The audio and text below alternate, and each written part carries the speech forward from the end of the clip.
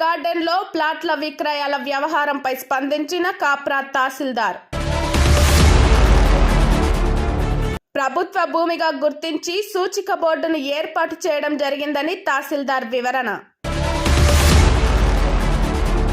2 not లిస్టులో 606 survey నంబర్కు చెందిన ఈ భూమి లేదని కలెక్టర్ దృష్టికి తీసుకువెళ్లామని తహసీల్దార్ వెల్లడి. ఫ్లాట్ల విక్రయాలకు పాల్పడినట్లు ఒక్క ఆధారం దొరికినా చట్టపరమైన చర్యలు తీసుకుంటామని హెచ్చరించిన తహసీల్దార్. పేపర్పై లేఅవుట్ను చూసి ఫ్లాట్ల రూపంలో కొనుగోలు చేసి మోసపోవద్దని తహసీల్దార్ సూచన. నవరస గార్డెన్ స్థలాన్ని ప్రభుత్వ భూమిగా గుర్తించి ఈ స్థలాన్ని గుట్టు చప్పుడు కాకుండా దొడ్డిదారిన విక్రయించేందుకు పాల్పడిన వారిపై చట్టపరమైన కఠిన చర్యలు తీసుకుంటామని హెచ్చరికలు జారీ చేస్తూ tahsildar Sucharita, Jawahar Nagar municipal corporation commissioner Vasantha, town planning అధికారి సిబ్బందితో కలిసి సూచిక బోర్డును ఏర్పాటు చేయడం జరిగింది.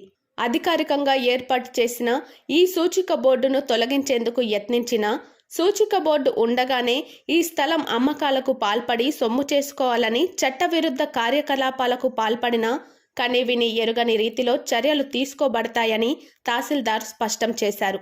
ఈ స్థలం ప్రభుత్వ స్థలమని తెలిసి కూడా ఫ్లాట్ల రూపంలో విక్రయించే అక్రమార్కుల మోసపూరితమైన మాయమాటలు నమ్మి ఫ్లాట్లను కొనుగోలు చేసి మోసపోవద్దని సూచించారు. ప్రభుత్వ భూముల పరిరక్షణ కోసం రెవెన్యూ యంత్రాంగం ప్రతిష్టాత్మకంగా పనిచేస్తుందని పేర్కొన్నారు. రెవెన్యూ అధికారుల ఆంక్షలు బేఖతారు చేస్తూ ఈ ప్రభుత్వ భూమిలో ప్లాట్లు కొనుగోలు చేసి అక్రమార్కుల ఉచ్చులో పడవద్దని తెలియజేశారు.